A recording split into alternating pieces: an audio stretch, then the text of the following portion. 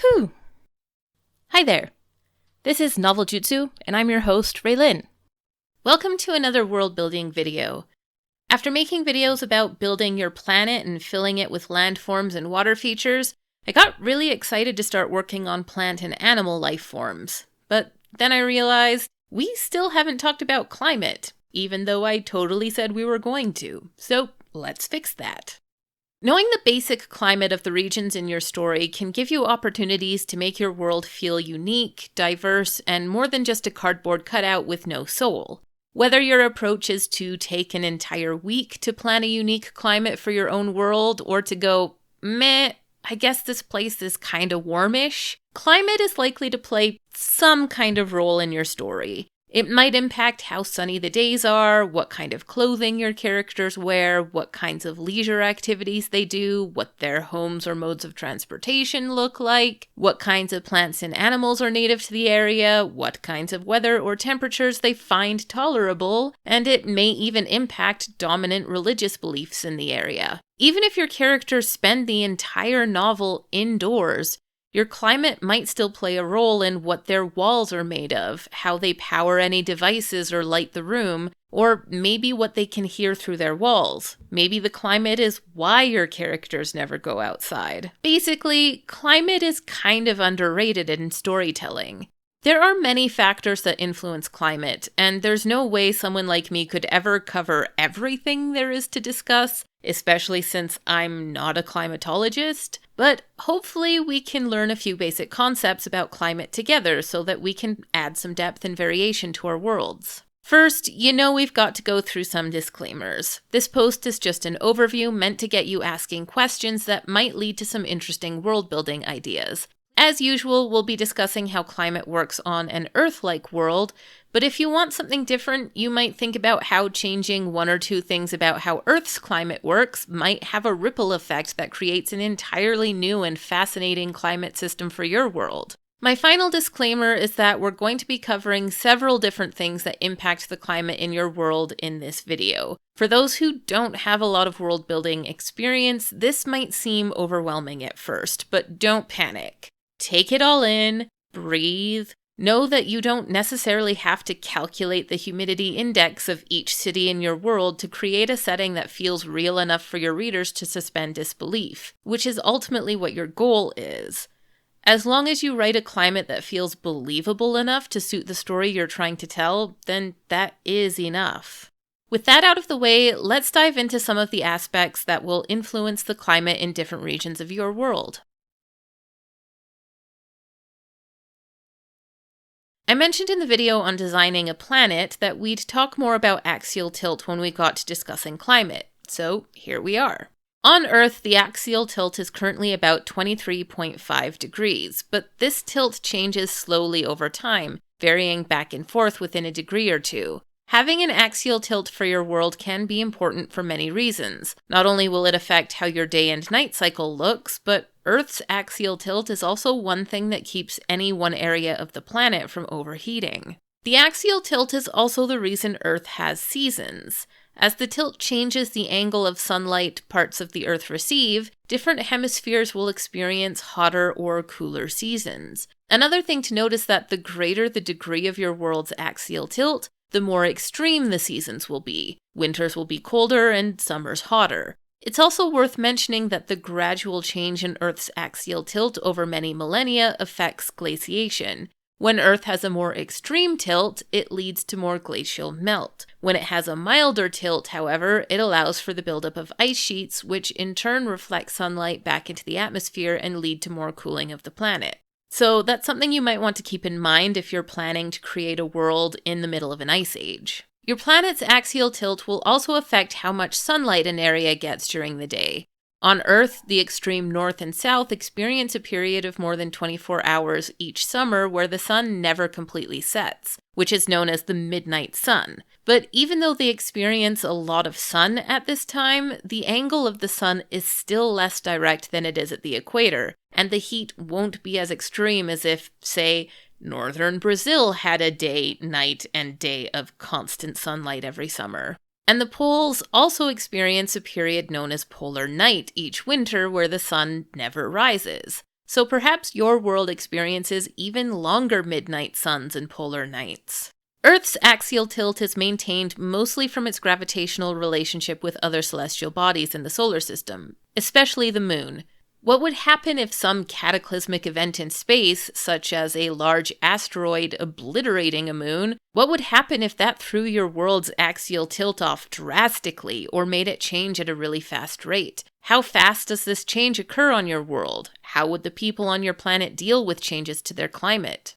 Another aspect of your planet that will affect your climate is its rotation, the length of its days. A really short day means the sun won't have a lot of time to heat up the nearest side of the planet, nor will the side in darkness have time to cool down too much. Maximum and minimum temperatures won't be as extreme. Really long days and nights, however, will allow for higher maximum temperatures during the day and lower minimum temperatures during the night. For reference, Earth is considered to have shorter days than many other planets. The last aspect of your planet's relationship to the sun that I wanted to discuss is its orbit. Your planet's orbit doesn't affect what seasons parts of your world experience. If it did, everyone on Earth would experience winter at the same time of year, as Earth's orbit is near circular, but it isn't quite a perfect circle. It's slightly elliptical. If its orbit was what affected seasons, the entirety of the planet would be in the middle of summer in January and the middle of winter in July, which is obviously not the case. However, an eccentric orbit can impact the length of the seasons. A perfectly circular orbit will have an even number of days of winter, spring, summer, and fall, at least for places that experience all four seasons. An orbit more eccentric than Earth's, however, may mean the northern hemisphere of your world experiences an entire extra month of winter than summer, while your southern hemisphere gets an entire extra month of summer. If your planet has an eccentric orbit, the sun can also have an impact on daily temperature variations. When your planet is closer to the sun will have a larger impact on daily temperatures. But when your planet is farther away from the sun will have less impact on day-to-day temperature fluctuations.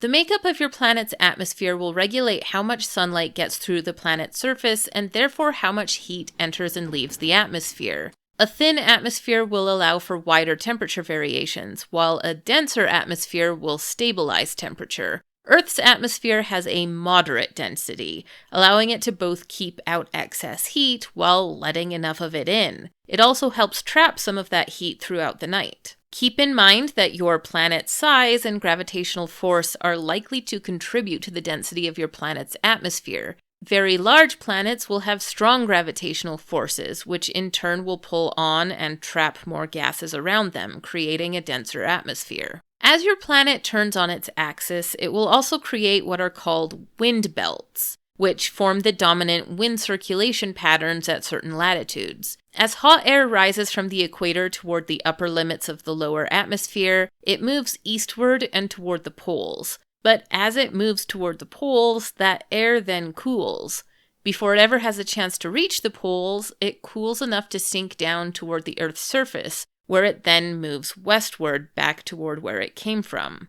These east to west winds form the major wind patterns in this range of latitudes. But as we extend northward and southward from these equatorial winds, we find that this pattern flips around and repeats, with a second pair of wind belts forming between approximately 30 and 60 degrees and having dominant wind patterns that flow from west to east, and a third pair of belts at the polar regions extending from 60 degrees north or south and having dominant winds that again flow from east to west. These are your major wind patterns, but there are a few important things to note.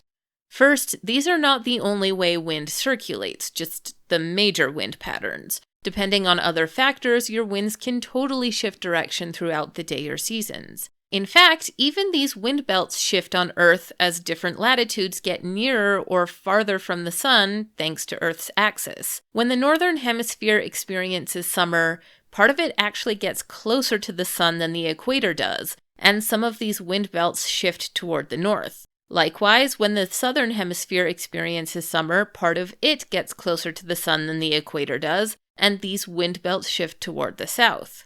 Since land heats and cools more easily than water, places in your world where you have open ocean will have more stable wind belts, but where you have large land masses, those wind belts may shift even further north or south across the seasons. Also note that these wind patterns are only true for planets that turn counterclockwise and have a 24-hour day like Earth. If your planet turns clockwise, these wind patterns will be reversed. If your planet turns slower and has a longer day than Earth does, you will have less wind cycles. More if your planet spins faster.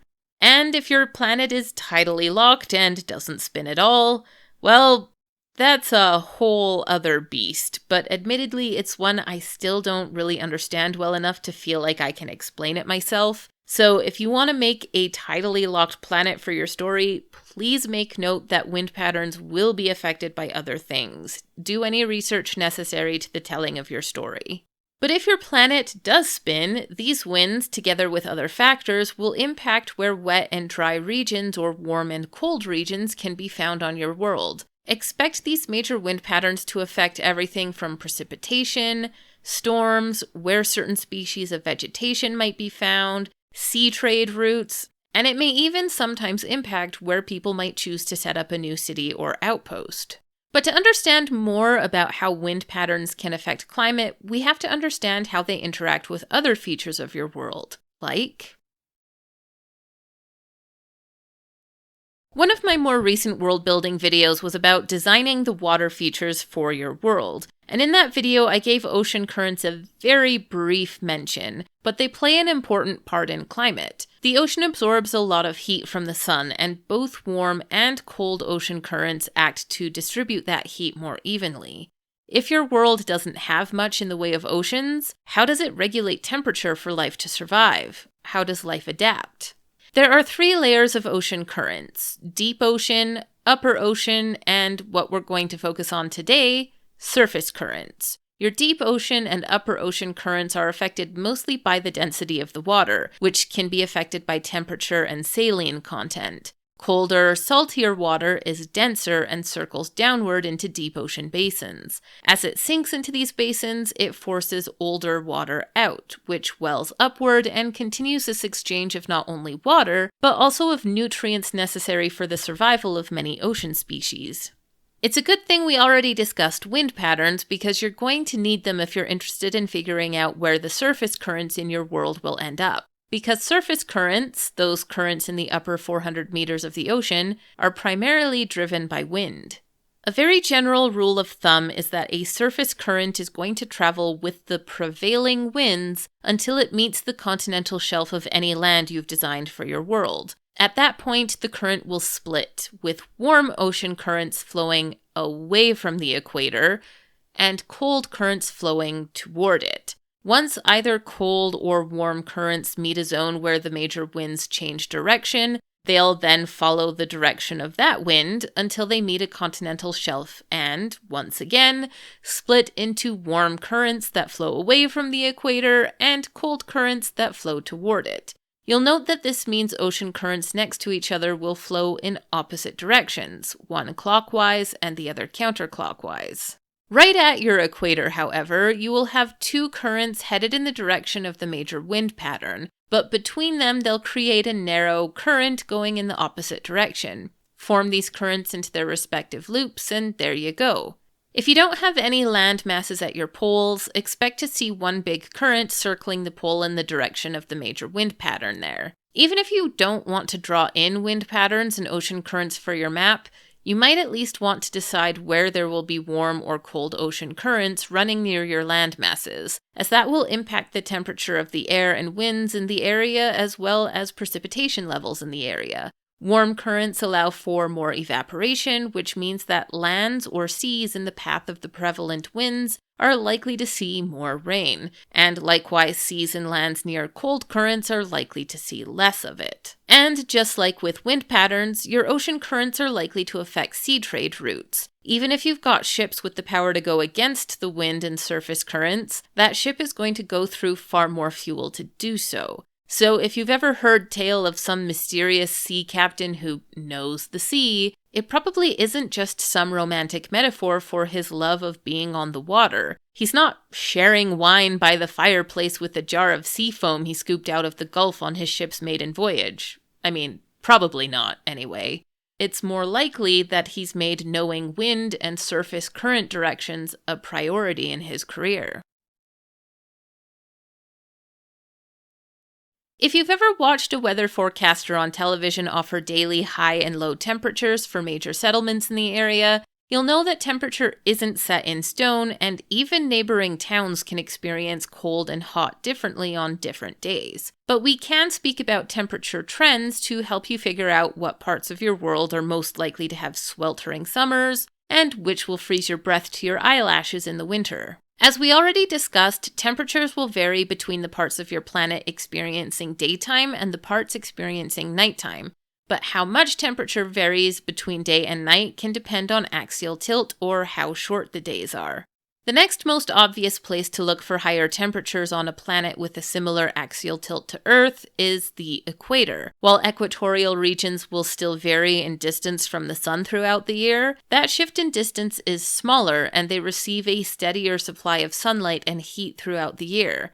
As we move to latitudes farther north or south from the equator, those regions will see less heat, but much of these regions will also see wider variations in temperature between summer and winter. But you don't want to consider only latitude, but also altitude, because high altitude regions will experience less heat than those living at sea level due to the air being thinner. One more thing to take into account is that land heats and cools more easily than water does, which you're probably aware of if you've ever taken a dip in a lake on a hot summer's day. The earth or rocks under your bare feet might almost burn you, but the water still feels cool to the touch. As we already mentioned, the sea currents will have an impact on temperatures of especially coastal regions and may make the temperatures more moderate, but inland regions will see higher temperatures as well as greater temperature variations than coastal regions as the land heats and cools more rapidly.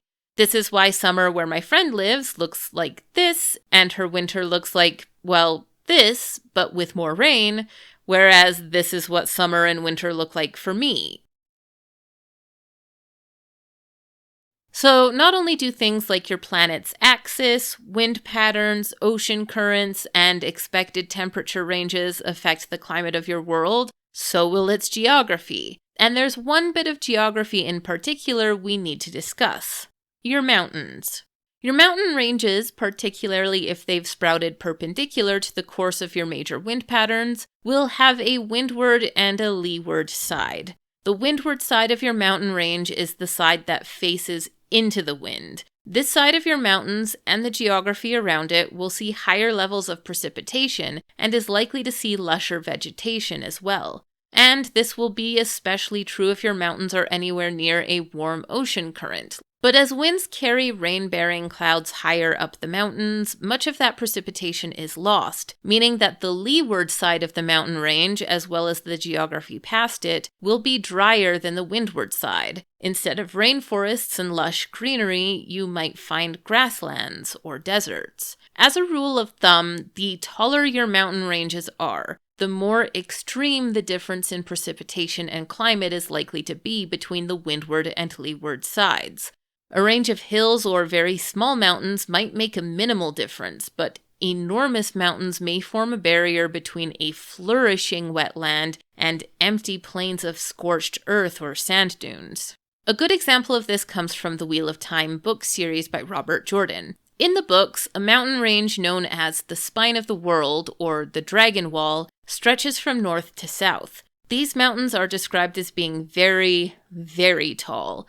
So tall, in fact, that the journey to the other side of the mountain range is considered very difficult and, for some, near impossible. This has affected the climate. One side of the mountain range is greener, with rivers, forests, and farmlands, and the other side is known as the Aiel Waste, a vast desert where the rarity of water means that the people who live there will wage war over control of even very small sources of drinking water.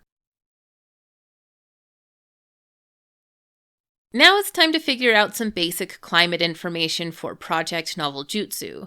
Here I've taken my map of basic landforms and water features, and I figured out where the main wind belts are. The story of Project Noveljutsu takes place over a wide area of land, but it doesn't cover the whole planet itself. So it's enough to have a few wind belts rather than all of the wind belts across the planet. Here we've got a tropical region on the northern side of the equator, a temperate region where most of the story will take place, and just a tiny sliver where some polar winds might be able to impact climate and weather. Now I'm going with a regular sun rises in the east and sets in the west pattern here, which means that the direction of these major winds will match what we have on Earth. From there I figured out where the major ocean currents should go and whether those currents nearest the land will be warm or cold. Over here on the western side of the mainland and here on the eastern side of this island nation is where we have our warm currents, and on the opposite sides we have our cold currents. Since areas of land near those warm ocean currents are likelier to have warmer, wetter weather, I've indicated here the land most likely to be affected. These other regions are more likely to have cooler, drier climates, at least so far as the oceans impact these regions' climates. But as we learned, ocean currents aren't the only thing that will impact average temperatures and climate. The interior of this continent will heat and cool more rapidly than the parts near the ocean, seeing wider variations in temperature throughout the days and seasons. These areas of higher elevation will see cooler average temperatures than these locations closer to sea level. This west side of the mountains on the mainland and the east side of these island mountains will also see more precipitation than the sides in the rain shadow, which will be drier. All of this should be enough to give me a good start in figuring out what the seasons, precipitation, and average temperatures of these regions will look like as I continue to develop this world further. There are even more factors than what we've gone over today that can contribute to the climate of your world, but having a basic idea of wind patterns, ocean currents, and your taller mountain ranges should really help you in deciding the most likely climates for different regions of your made-up world. For the challenge this time, try figuring out the directions of the winds for your world, and at least whether the ocean currents along the edges of your continent will be warm or cold. From there, figure out how winds moving precipitation toward or away from your shorelines, inland regions, and mountain ranges will affect what areas are most likely to get the most and least rain or snowfall. Consider your planet's axis, rotation, and orbit to figure out how average temperatures and precipitation levels might alter throughout the year. Do you want your world's climate to be like the one you're familiar with? Do you want to set your story in a climate like a different one on Earth, or maybe in a climate not like one on Earth at all? That's it for this video. We've still got more world building videos to come as soon as I can get those done. So if you liked this one, go ahead and give it a like, consider subscribing, you know the drill. Links to all my social media are in the description box below, and I will see you next time.